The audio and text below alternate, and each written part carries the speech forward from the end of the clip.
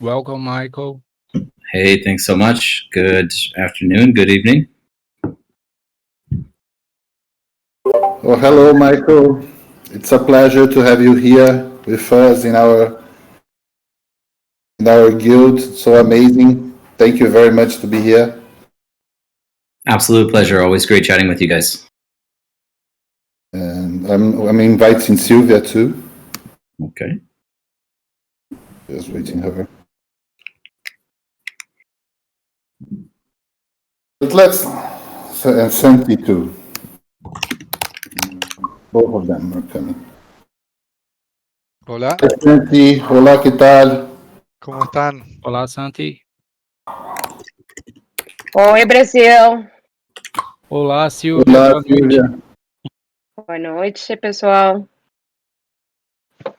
Como está? We arranged to broadcast these two in Twitch and in YouTube. And in Twitch, you're gonna have a translation. So I think we can speak only in English. And after we do the translations, I think it's easier to get all the questions and all these things. Yeah, easier for Michael as well. Much easier for me. I appreciate it, guys. So Michael, first of all, like, you know, for me, that's one of the founders of Brazilian Star Atlas Alliance, it's amazing to see what's happening in the community and how many people like look into the white paper, to tokenomics, and all the sheets, and it's madness. It's amazing. Like, in my point of view, I see people asking questions for me so much further than the tokenomics and the white paper. So my first question is that, like, how is to be like a CEO of that dream, and how crazy and how amazing all of this is happening for you? Can you explain for us, or try to explain? Man, what a good question. And I appreciate the positive feedback. And yeah, it's just extremely rewarding for us, you know, to have really laid out this vision. And it really wasn't that long ago, right? I mean, you guys have heard me talk on interviews about early conceptualization of mid-June. And a lot of that was the groundwork that Danny and Jacob and I laid, you know, for what the product would ultimately become. And then you know, developing out the initial phase of the game economics and the token economics. And, you know, obviously Pablo joined towards the tail end of 2020, and then we made our formal debut. But it's so amazing to think about just how much progress we've made over 11 months, really 10 months, right, of actual being in the public eye of this product. And it's not only inspiring from our standpoint to see this progress, to see this growth, both externally and within the team. I know I mentioned on the last town hall that we, over the previous 2 weeks, as of last Friday, we had recruited 17 new people to the team. And I've mentioned, you know, in several town halls back, that our objective is to grow this team to 500 people by, you know, call it October of 2022. And we are well on track for that now. We have a great new head of HR in Kelsey Thompson. We've also recruited in our we've hired for our recruiting pipeline. And we've got a great channel now and pipeline of new recruits and new hirees. And I've operated companies in the past, but nothing that has ever been as successful as this, or has grown as rapidly as this, and has seen so much passion, enthusiasm, and interest from, you know, from the audience, the global audience that is, you know, looking at the metaverse. So I would say it's just very inspiring, very encouraging. It's hard sometimes because we're so focused on growth, and there's, you know, and on development and on delivery. You know, there's a lot of demands out there, a lot of people that are very anxious to get in and start playing and start earning and, you know, see the vision come to life. And so a lot of times we're just heads down, and we don't really necessarily take the step back to think about just how far we've come in such a short period of time. And your question just kind of made me do that. So I appreciate the question just for what it was.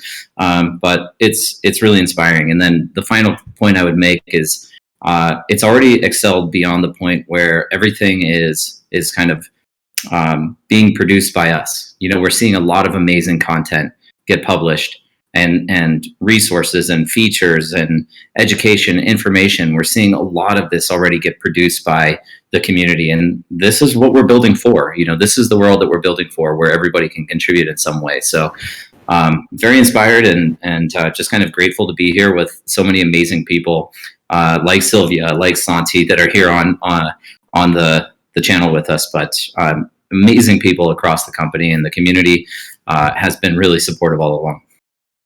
No, they are amazing, Wagner. Since the first time I sent a message to Santi, like I was nobody, I didn't have a guild, I didn't found nothing. I'm just one of 14,000 people. And I sent a message to him, "Hi Santi, I'm pretending to make a Brazilian guild, and how supported he is since the day one." And Sylvia can even express how much is good for Brazilians to have her in your team, because she shows passion for our country, and this is amazing. So first of all, congratulations for your team. It's very nice to be with them. Thank you. And quite obviously, we could not be here today without great people on our team like Sylvia, like Santi, and so many other fantastic hires we've made over the course of the year. To be working with a team of probably 180 people. I think we brought on another 4 or 5 just in the last week. So I'm going to say we're around 180 people right now. But just to see this all come to fruition is really validating, right? From a founder's standpoint of, we ideas are kind of easy and cheap. Executing on ideas is hard, but seeing the passion out there and the interest out there is very motivating for us, just to continue putting in all those extra hours to deliver on what we've what we've presented to the world. I want to debate with you, discuss with you the already value of this game, because I really accept, I really understand when you say that the game already begun.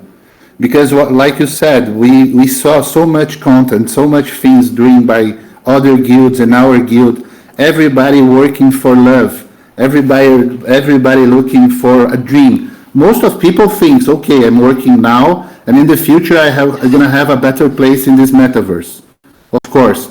But first of all, when you do a community like this, with so much people engaged for so much different countries, in my point of view, doesn't matter if the game is we have to wait 1 month more or not. This is not the point. The point is seeing the engagement of all the world in the same dream of metaverse. I think this is the biggest value of Star Atlas. And since the day when I entered in the Townhall and saying like what you're talking every week, different people asking different questions, nobody controlling the questions, like you pass a lot of credibility in my point of view. So and parting that point, can you expect the DAO and the staking of the chips, the score in this year, in December? It's I would defer back to the target dates on the roadmap. I mean, it's certainly my objective and something I've been pushing very hard within the team to deliver before the end of the year. It's I'll just kind of reiterate, of the kind of areas that we're focusing on right now, it's making sure that we get score out so we can provide that utility for the NFTs that everybody's been purchasing now for the last 2 months. Provide the earning opportunity. We've rolled over the markets now, so you can reinvest some of the Atlas that you're earning right back into purchasing more ships. This is, to me, what I think most people are going to be doing.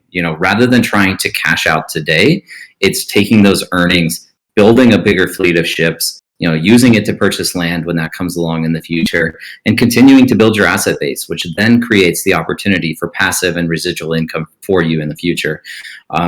The other major feature we want to release is at least Polis staking. Now, the full DAO, the full governance structure, that is not going to be ready by December. I can assure you of that. We're working hard on it, but there's a lot of complexity that goes in, not only to the smart contracts that we need to write for it, but also the framework and the tool set that we're building for teams like you, for guilds like BSA, where we want to provide you a tool set that allows you to manage your guild, manage your treasury, also have the potential to raise capital, and then connect you to other resources that are valuable for you from a leadership standpoint. We want to empower you to have all of the tools that you need to be able to operate successfully across Star Atlas. And then there's the whole legal component of how do we properly structure this? How do we transfer assets over that structure and separate the team behind Star Atlas from the actual DAO? Because it is intended to be an independent entity and structure that is truly managed and governed by the people. Right, so there's a lot that goes into all of that, and we're executing on as quickly as possible. But in the short term, what we at least want to be able to do is provide some additional utility for Polis. So what that means is being able to stake Polis, earn Polis. There will be probably a next phase where it's a basic proposal and voting mechanism, but still not the full implementation of the DAO with all of the features that I just described. And I would probably emphasize here, we as a team do still have majority control of Polis tokens that are technically in circulation. Our tokens are locked for vesting, but they're unlocked for voting. And this is really critical for us.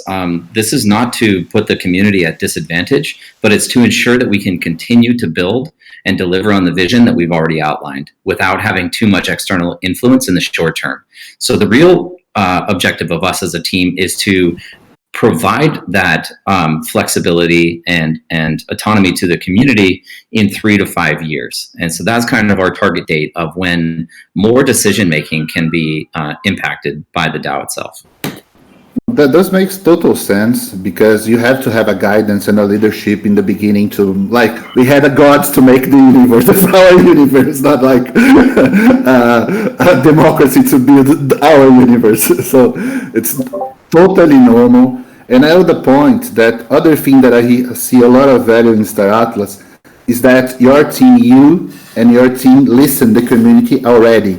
We don't need a DAO to express our voice to the team. This is a thing that I'm saying all of that to you, Wagner, because in my point of view, in my shoes, in Brazilian shoes, I congregate a lot of investors and people that believes in me more than in the game. And this is the things that I talk with them. Like, it's much more than just investment in NFT or in one game. We are investing in our community, in a very special community, because of course you have the time like Meta in the Facebook and everything going to the metaverse, everybody believing or not, but being the metaverse that we can explore the galaxy and we have all this storytelling with different nations and guilds, and it's amazing. Like, for me, it's no brainer. Like how much you're gonna go further in this dream.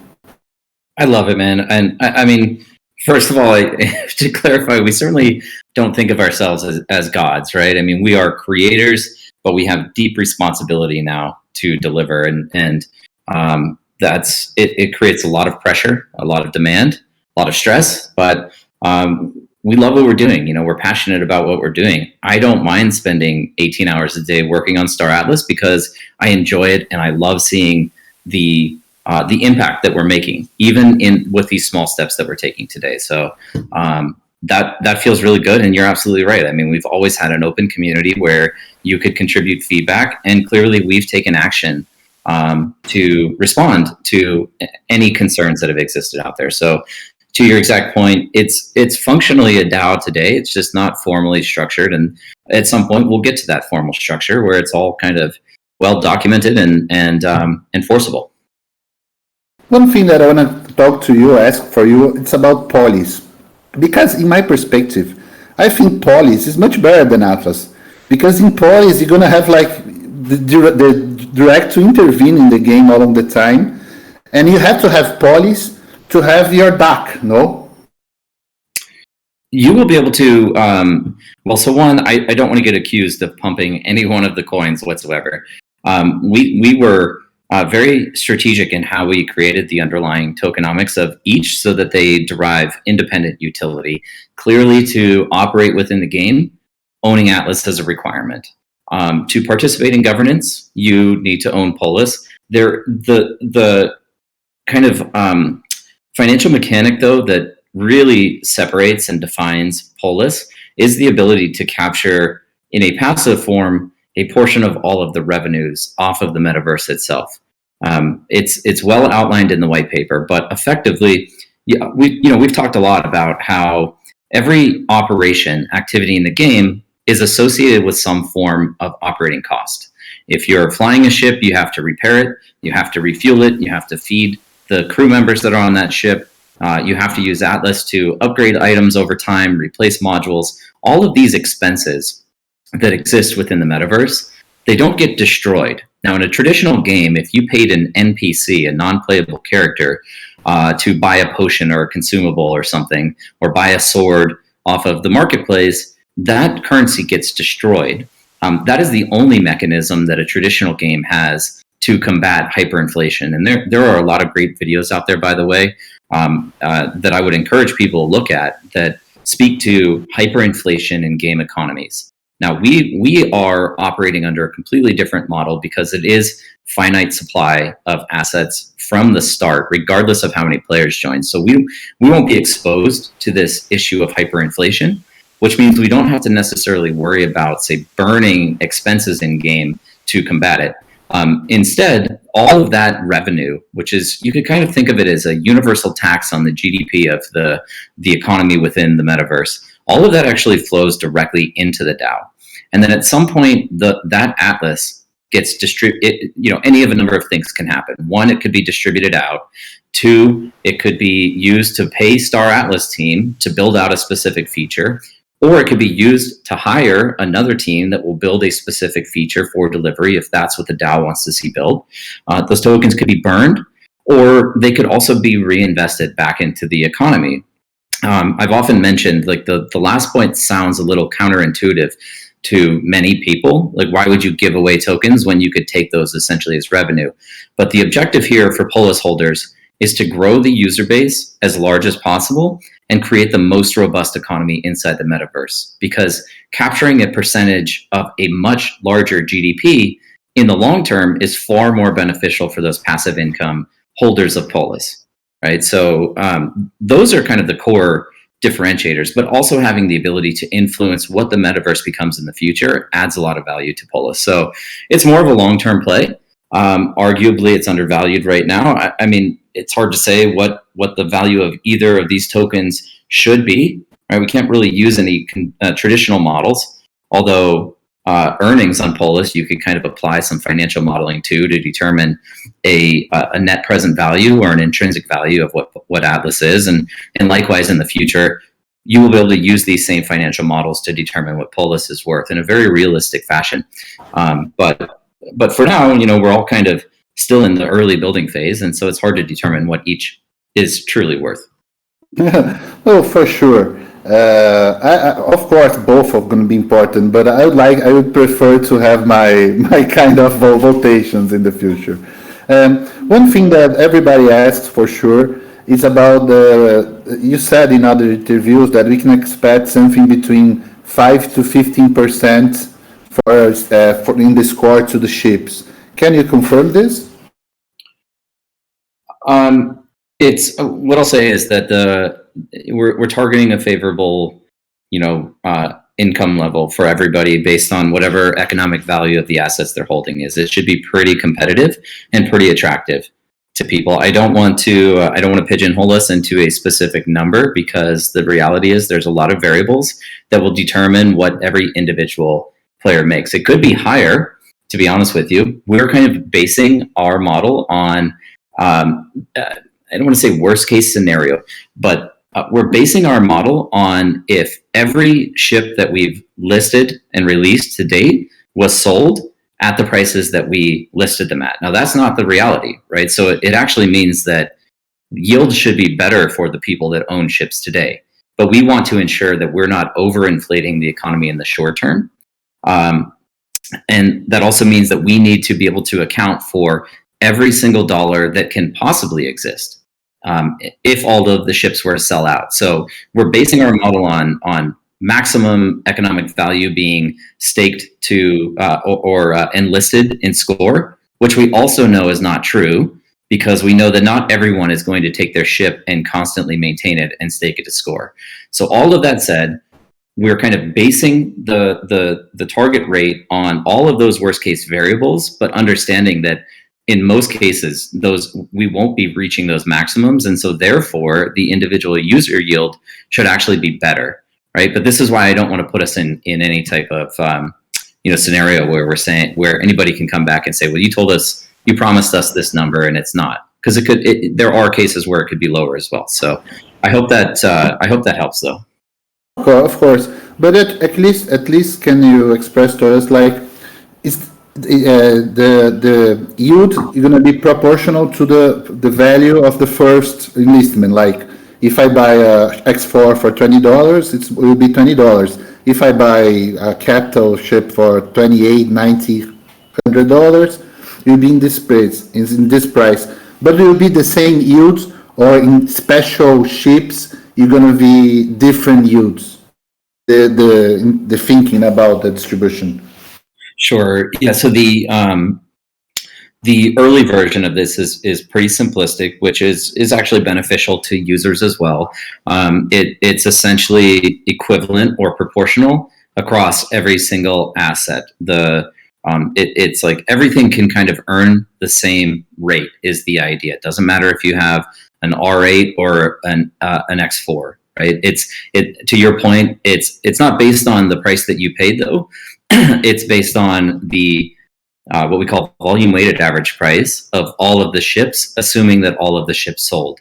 And you can compute that volume weighted average price by looking at the quantity available in each one of the waves, multiplied by the price in that wave, and then divided by its total share out of the all of the waves that would encompass a sale of any individual ship.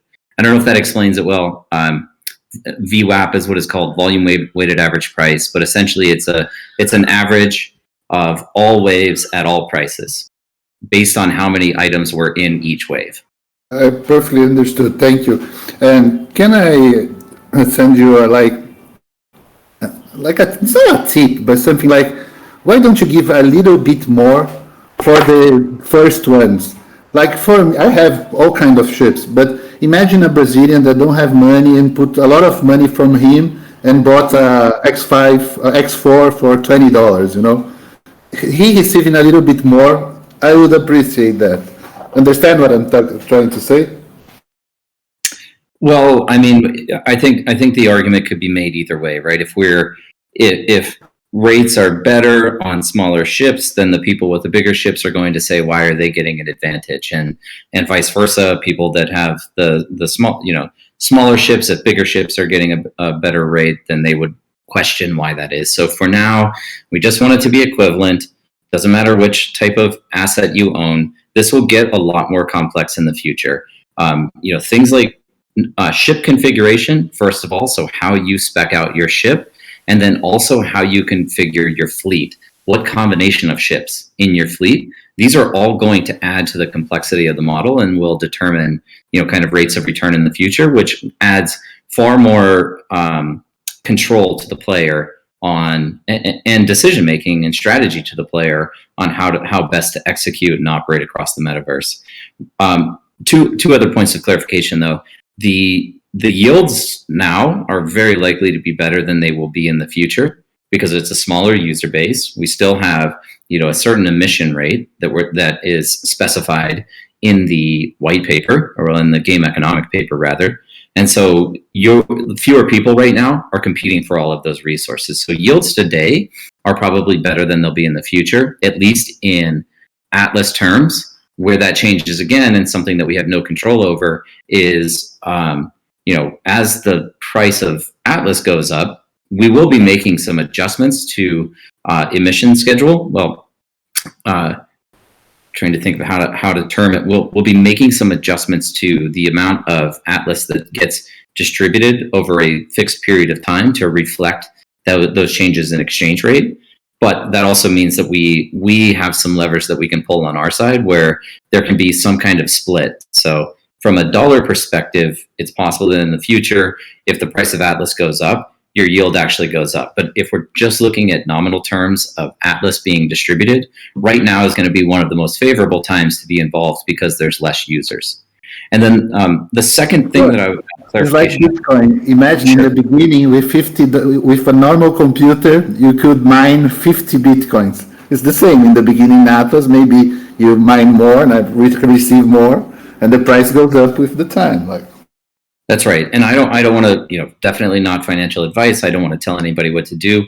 We have no idea what's going to happen to the price of Atlas, but exactly, right? So if you're earning Atlas today, obviously if the price of Atlas goes up, then that rate of return that you are receiving today is going to be dramatically higher in the future.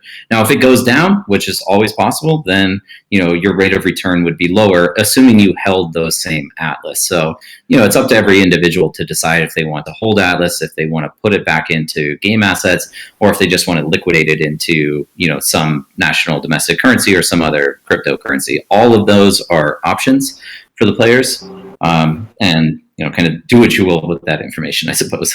of course, but I would say that a lot of people we're gonna save Atlas to buy better ships. A lot of people are gonna dream with a bigger ship and work hard to have this bigger ship. So yeah. Once again, we anticipate the same thing. I think not financial advice, but I think that that's a smart way of engaging in the game if you intend to play for a while. You're going to have a bigger asset base to earn from if you take that approach. of course, if you believe in the metaverse, if you believe that it's a place you can explore the universe with a lot of crazy people, it's going to value more in the future. Buy ships, it's easy. I believe. One thing a lot of people are questioning, it's about when you finish this Galacticity offering, it's written that it's 3 months of offering, I would say, in the beginning. After that period, you're going to burn the remaining ships that's not sailing, they're not sold? No, and we probably need to go do some housekeeping on, if you're looking at like the original white paper and the roadmap that we had and how it's, what it described as being the GAL back then, a lot of that has changed and evolved pretty dramatically. So at some point we need to get back into that white paper and kind of update it. The game economic paper right now is still very relevant and current. So that's kind of the best place to look for things like economics. What we committed to, though, is that we very, very likely will not ever sell any of these same ships ever again. And so instead of us burning any ships, they will continue to exist on the market. We do want people to be able to get access to these new players, right? We're building for the billion-person user base, not the hundreds of thousands or the millions.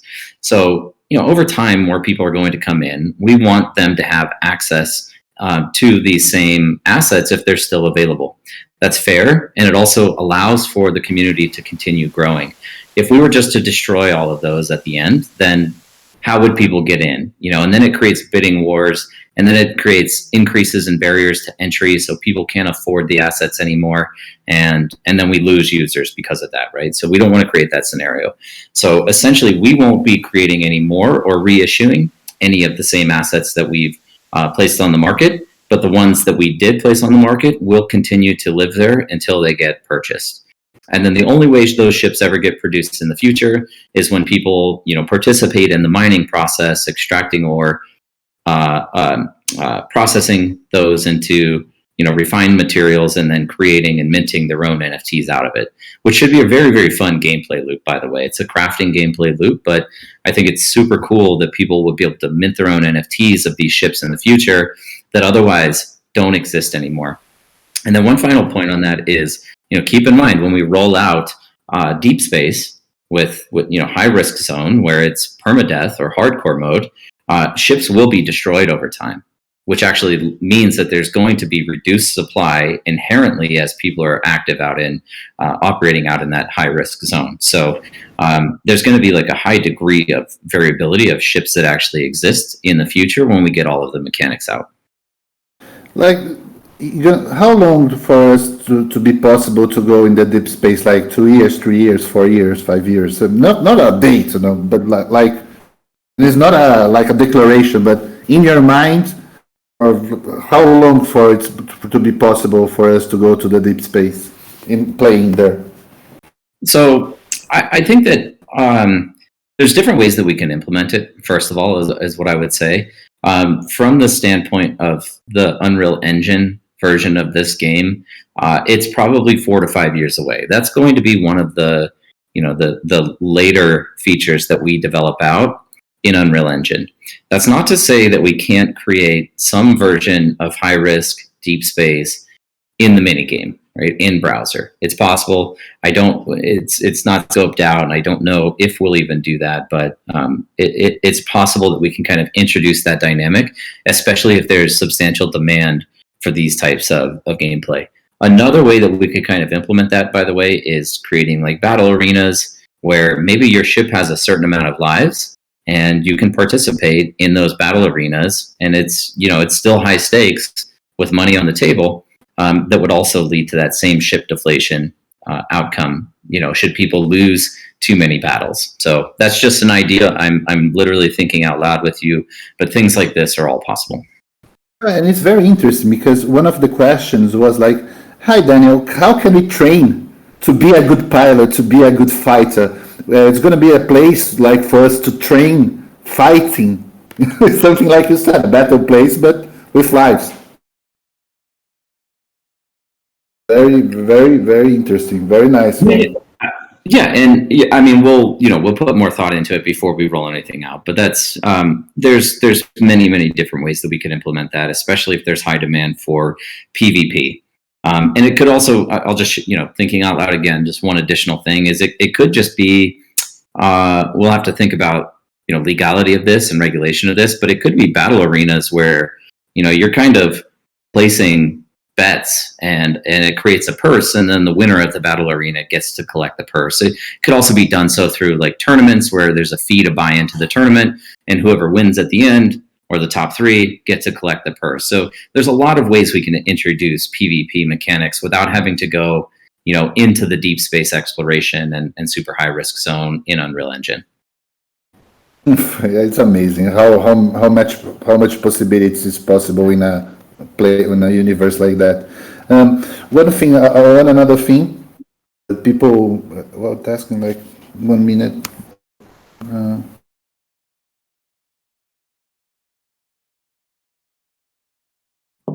A lot of people is asking too, if how it's gonna be the mini game. We're gonna like drive a ship, or it's possible to play in the first person too. You be just a pilot of ships.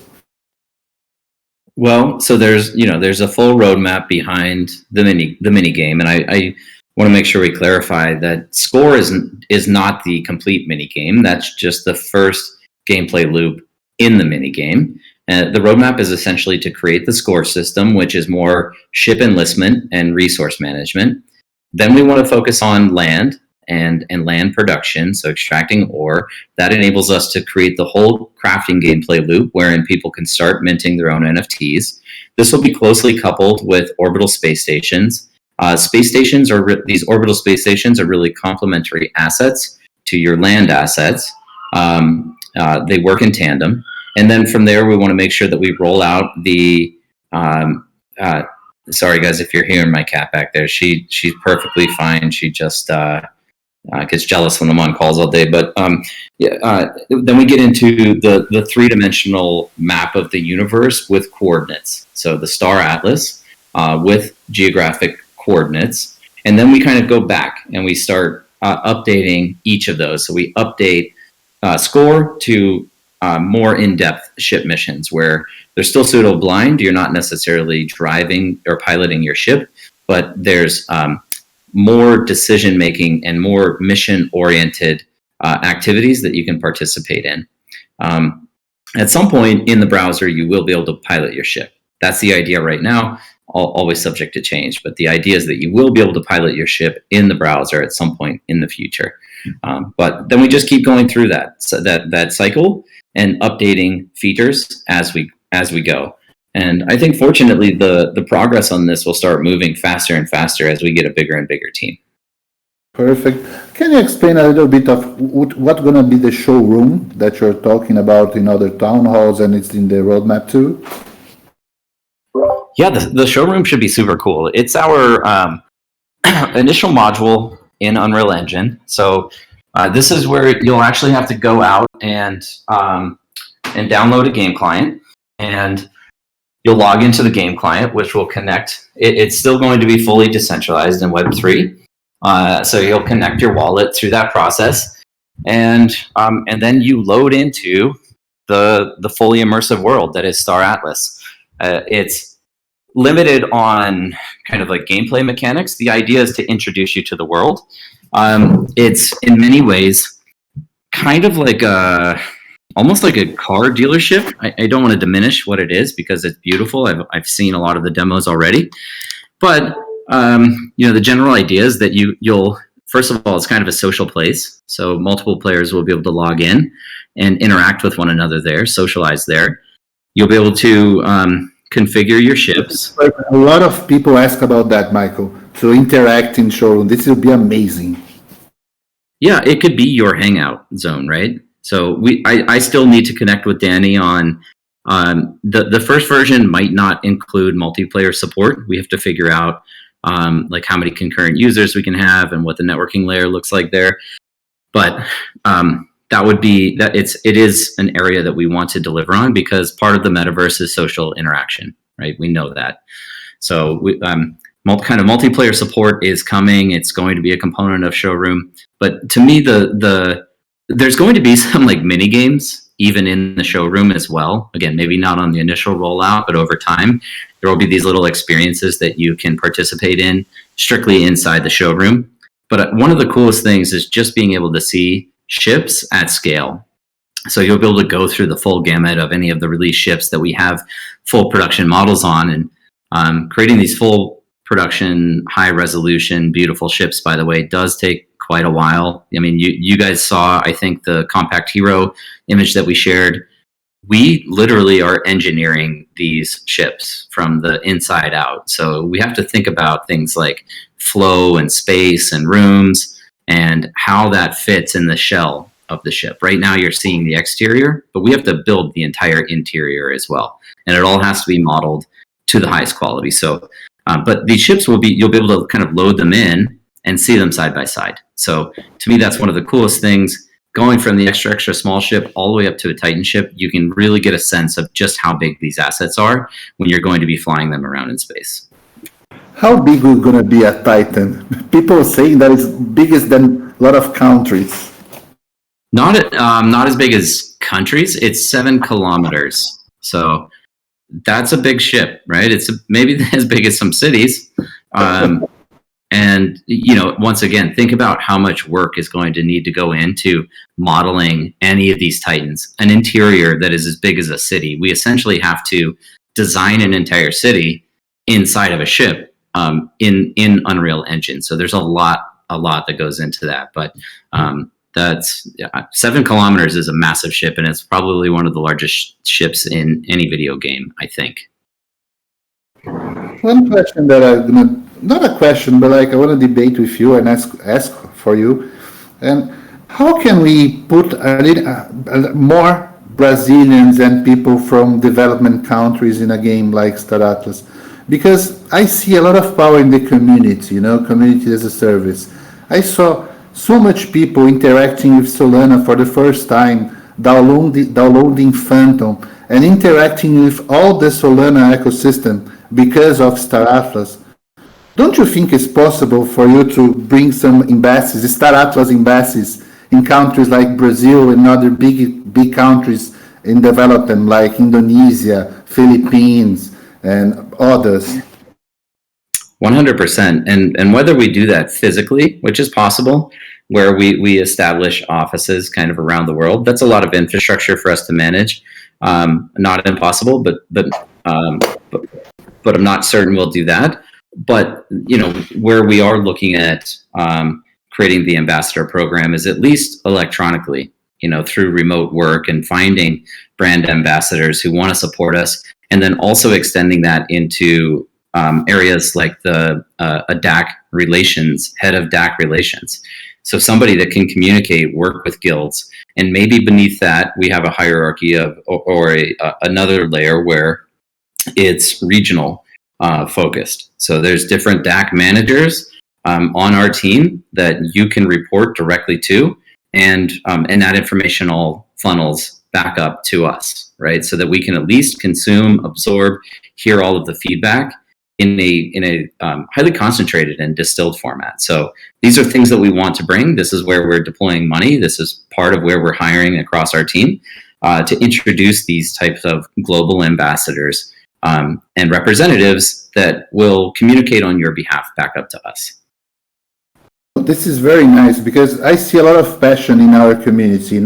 For me, I'm a crypto investor for a long time. It's like I already made my financial life, not a big life, but a good life. So I don't have any deals, but I see so much people that dream to have a ship for $100 X5 or dream to have $1,000 chips. I would say if we can put these people to dream, to work with this with love, and return that possibility to buy a better ship, a better thing, you'd be amazing, man. You'd be very nice. So one additional component that I think will help. One is kind of the community and communications and distribution of information, but the other thing are those financial tools and services that we can make available. That I've talked a lot about composability across Solana and how all of the innovation that's going on across the Solana ecosystem directly benefits Star Atlas. I fully appreciate where your comment. I do think we've brought massive amount of users over to Solana, and we will continue to do so. Gaming is going to be this mass migration of non-crypto people into crypto because they see the potential and it's a product that they're actually interested in engaging in. But things like lending, things like, we're not going to call it a scholarship, but similar programs to the way scholarships work. And then also this concept of kind of almost like an uncollateralized loan that can go out to purchase an item. Now, on this last point, I'm still a little bit conflicted, but you know how if you want to buy a car, most people don't have all the money they need to buy a car. I'm not sure how this is in Brazil, by the way, so I might be misspeaking, but in the US, you take a loan, right? You take a loan and you buy your car and you pay it off over time. Now, in Star Atlas, we could implement the same thing where if you have no money, you can borrow $100, you can buy one of your ships, and you can start playing, and you pay that ship off over time. Now, the reason I'm conflicted is I don't necessarily want to create an economy where everybody is indebted immediately upon entering, but at the same time, I see that as being a huge opportunity for people who may not otherwise have access to the capital or the asset base necessary, and it creates an opportunity for them to at least earn, pay that ship off, and then start building wealth from there. I'm going to say the scholarship is the easiest way. Other thing that I really believe that your team heard us is I bought a lot of ships, more than 700 ships, not for me, but to have a community doing scholarship with Star Atlas. And one point when I start to see that, okay, it's going to be impossible to land now, I'm fucked because I can't use 700 ships. And when you said no, the first phase is going to be staky because we are not ready for everything. I saw a lot of value, as an investor, and as a person that you are looking at us too, doing the best for us. But the final question is, when the real game starts, it's going to be possible to have scholarships, landing, and all this kind of thing you said? Yeah, I sure hope so. I mean, I've mentioned Jet Protocol before. There's many, by the way, that are building these lending kind of tools. We happen to be working close with Jet. Someone else might come along before that kind of builds out the features that we need sooner, or there might be a better feature. We're not exclusive to anyone. We don't have any exclusive relationship in place with these third-party financial service providers. But what we do care about is getting the tools out to you. And so the lending tools are very much one and the same as a scholarship program. As long as you can let someone else utilize your asset in a trustless, decentralized format, then you have the ability to empower your community. And so it's something we're already working on and want to get integrated soon. I would expect it's out well before any of the core gameplay is released. Like I said, when I bought these ships, is to give opportunity to more people, no? Because I saw it like it would be amazing to be there. Like, why can I invest a little bit and helps people to be there? And I think a lot of people in different countries thought the same, because just the beginning you said that this is gonna happen some way, and this is important not only for Star Atlas but for Solana ecosystem. Like I said in the beginning, you're in the edge of the Solana, the necessities of the player, the Solana. And I said to you, a lot of people tried for the first time Solana, and it's true too that a lot of people tried FTX for the first time because of Star Atlas. In Brazil, Binance is very popular. And before Star Atlas, a lot of people didn't even know what FTX was. And I saw a lot of people entering FTX too because of Star Atlas.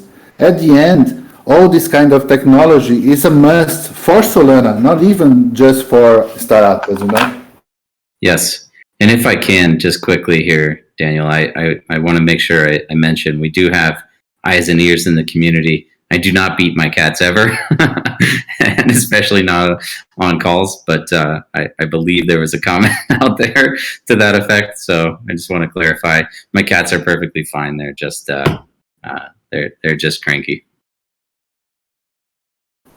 Sylvia, I made a lot of questions, but I didn't did all the questions. Do you think has another important questions to ask Michael? You can go ahead. We still have 10 minutes to go if you want to do anything else. That would be great. Let me see some from the public that the people I'm seeing in Twitch and I'm seeing in the channels, and the community is asking a lot of things apart from the cats as well. A lot of people is asking, Michael, if you are a person like me, you do just one guild, a big guild, a mood guild, or you're gonna do 3 guilds like Aesha and other guilds are doing? That's really hard to say. I can kind of see advantages to the diversified guild structure. I think the core downside to that type of architecture is not being able to actively play with all of your guild members all the time, because there is there are the geographic regions of the factions that you'll be operating in mostly. Now there are probably economic benefits to operating across all 3, but again, some kind of social gaming disadvantages to operating in that format. So I think you just have to decide, do you want to be flying around with all your friends, or are you most concerned about extracting the maximum economic value out of the game? It's going to be possible to interact with the other factions just in the safe zone, or are going to have to pass through the deep zone to talk with them? They will probably be isolated. I most likely not going to be able to traverse into other faction safe zones without passing through all of the space in between. So going between deep space, medium risk, and then into the safe zone. That's more of a question for Danny, to be honest with you. I'm not sure how that will resolve in the end, but that's my current understanding, is that they are completely separated. Yeah, I would say it makes sense. Another question, like, we're going to be a Brazilian guild, a lot of Brazilians. When everybody choose the guild, we're going to live close by in our safe zone? Everybody will start in the safe zone. And then going to be neighbors, like all BSAs are going to be neighbors, or going to be spread between the moods zone? Well, everybody most likely is going to start in the same location in the safe zone the first time they load into the game. After that, though, once you start traveling around, and this is kind of to be worked out too, but you're probably going to park your ship on a space station somewhere, on a planet somewhere, in somebody's hangar bay or in your own hangar bay, and kind of log out of the game. And once you log out, when you log back in, you'll be in that same spot. The other part of this would be buying land. If you guys all want to operate in the same area, which would probably make a lot of sense, then you'll want to purchase land all together, right? In some area of space, and then that becomes your domain that you guys master. You're going to be auctioned for lands? We don't know yet, to be honest with you. We're still debating on that. I know a lot of people were concerned about the auction process, which was why we're reflecting on it. We do want to make sure that land distribution is fair. I would also say that the very similar to how we have extra small ships with a lot of with very high quantity. A lot of that, like 50% of that supply, is still available on the market.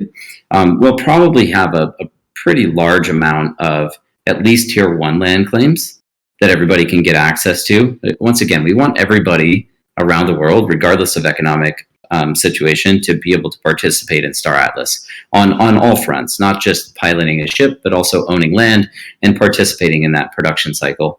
So you have to be inclusive, otherwise we're gonna have 1 billion people there. No, a lot of people don't have too much money, so it's important to have an open door. Absolutely, and I would also point out that this universe is going to evolve and expand over time. Where the size of the universe is kind of dependent upon the number of users across it. So this is a complex formula to create from the economic team, because we want to make sure that we're not overinflating, diminishing the value of the existing assets. But to your point, we don't want to be too restrictive, which benefits the existing, that exclusively benefits all of the existing players. Because, of course, if there's too little supply, then anybody who owns land initially is going to see a massive rise based on the increase in demand. So we need to balance out the release of new land, kind of the discovery of new regions of space over time as the player base grows, and balance that so that it is inclusive. There is options for all of these new players, and that we don't damage the existing value of every asset that exists across the universe.